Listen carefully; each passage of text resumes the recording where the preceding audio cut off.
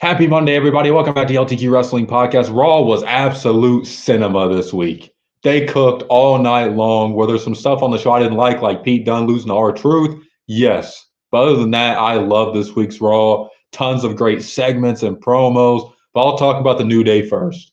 Xavier Woods and Kofi come out there. It's the 10-year anniversary, one of the greatest tag teams in WWE history. The New Day, Xavier and Kofi come out there. The crowd's clapping. New Day rocks. And they start off talking very depressing, like the New Day is about to be over. They're saying, you know what, after our argument next week, it's not your guys' fault. And then you hear Big E's music, and here comes Big E. The crowd goes nuts. We haven't seen Big E on WWE TV. I think they said in like 4 years. That's insane to even hear because it doesn't even feel like it's been that long. But Big E, it's always great to see him. He comes out there, and he's talking about, you guys can't end this. We were going to get fired. Kofi, you were talking about retiring. All this stuff. I'm going to be back here every single week to manage you guys, get you back on the same page, and make sure the New Day is back to where it needs to be until I'm actually cleared to get back in the ring. And man, when you heard Big E talking about that, you're like, okay, we're getting a New Day reunion here, and maybe Big E's actually going to be back on a weekly basis, and maybe Big E's going to be cleared in the future. The way this was going, it made it look like it. And Woods and Kofi, man, they turned the page because I thought Kofi or Xavier was going to turn on the other two, and they turned on Big E. They talk about, Big E, you weren't here for us. You were never around. You show up tonight. You took all this time to be away, and you show back up tonight after we're about to fall off a cliff, after the New Day's about to be over. Now you want to be here for us? No. And they start just going after Big E and saying he was never there for them after Big E talked about how he was there to hold Kofi's kid and how he was there to hug Xavier Woods after he won King of the Ring, a childhood dream of his. And they just went after Big E. They said neck injury is no excuse. Stone Cold came back from a neck injury. Edge came back from a neck injury. Kurt Angle came back from a neck injury. And you just been not here at all. And man, the crowd was gasping. They were in shock.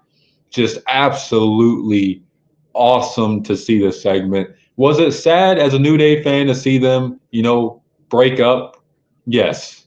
But they did this perfectly. Triple H deserves a ton of credit for the way this was written. I know he gave them a lot of freedom to probably have a lot of say in it themselves. And they talk about, you were never here for us, E. And now you think we're going to sit around and wait for you to get cleared. I think it's best that you get the hell out of this ring and go back to the desk where you belong. And Big E's just looking like, what's going on, man? Like, this is how we going to end this? 10 years together? All the highs and lows, up and down, the success we've had as a team. This is how it ends?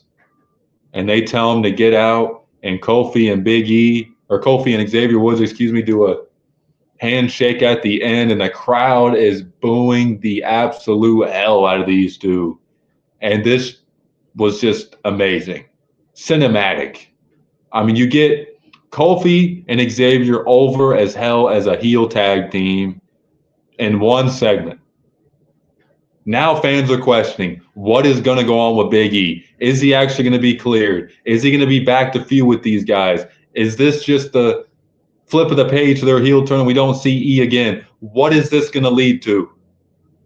And now that's what it did. It did exactly what it needed to do. It left everybody guessing on what's next, and it's building a long-term story. Well done by Triple H, WWE Creative, and all three guys of the New Day in this segment. This was spectacular. And speaking of spectacular, the opening segment was just as good as this. CM Punk comes out there. He's talking about how after Hell in a Cell, he questioned if he was even going to be able to wrestle that much longer. And he just got through War Games, and he could be questioning that again, but he's not. He has one goal. And he looks up and points at pretty much nothing. The crowd didn't really say nothing. I don't know if they were just confused or didn't know what he was talking about. He's looking at the WrestleMania sign or where it should be.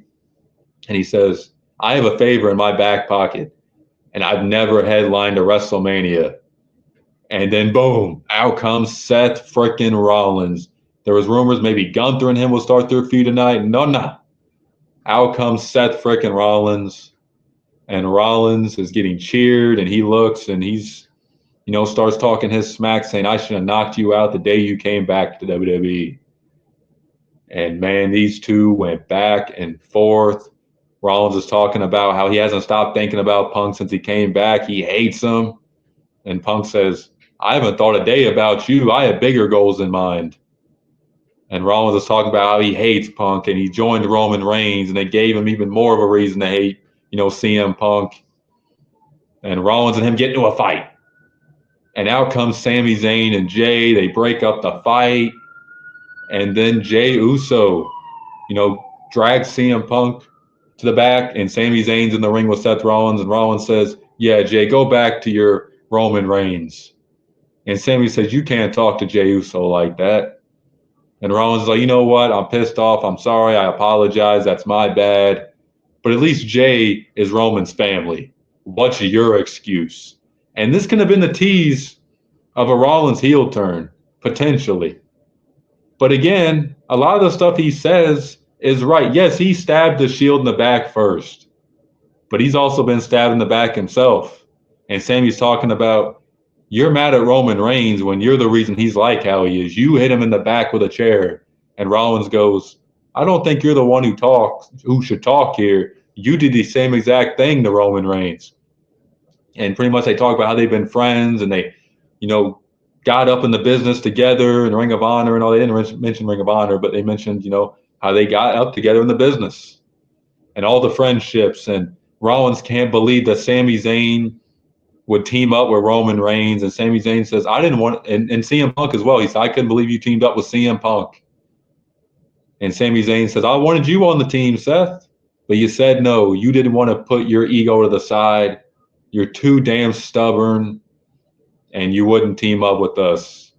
And that pretty much sets up their match in the main event. And they go at it for about 15 minutes. And, later on in the show, Jey Uso gets attacked backstage, and Sami Zayn thinks Rollins is the one who did it. And he's about to hit Rollins with a chair to end the match, and he just can't do it. Rollins is saying, I didn't do it. You can't do this. And Rollins ends up rolling him up for the 1, 2, 3. Rollins steals the win to end the show. And then Sami Zayn is looking at Rollins. He turns around, and Drew McIntyre is back. It looks like maybe he's the one who attacked Jey Uso. He is back with a vengeance. We haven't seen Drew McIntyre since Hell in a Cell. So it looks like we're either going to get a Sami Zayn and Drew McIntyre feud, a Jey Uso and Drew McIntyre feud, probably a Sami and Jey Uso against Drew feud. But it's really intriguing to me how they tease a Seth Rollins heel turn. But I give Triple H a lot of credit because I like how he makes them heels, but he doesn't make them look stupid. Because he did this with Drew McIntyre, how Drew McIntyre, was right about a lot of stuff he was saying. He might have been a heel, but he had a lot of, proof in what he was saying. Same with Kevin Owens. He might be a heel, but there's a lot of truth to what he's saying. And you can say the same thing for Seth Rollins here. So I love the way all three of those guys have been booked as heels. Yes, they're bad guys, but they actually have a reason to be mad. So it's not like they're like, oh, they turned heel for no reason. Why are they so pissed off? Nah, they got their reasons for being angry. And that's just very well booked. This show had a lot of good moments. Gunther and Dom had a match. Obviously, Gunther won. Finn attacked him after the match. Not really too mad at that. I mean, Gunther did hit Finn in the face, and Finn was talking about in a segment how he's going to take care of Gunther. We had Dakota Kai advance in the Intercontinental title tournament, which good for her. I think her and Zelina is probably the favorites in that. United States Championship. I might have got those two mixed up. There's a lot of tournaments going on. But anyways, this Raw was just absolutely tremendous. One of the best Raws of the year. The segments were great. There's stories to be told throughout the next few months and even years just from these few segments. So just credit to WWE tonight. What an awesome show. So make sure you guys like and subscribe. Comment your thoughts down below about Monday Night Raw. Peace.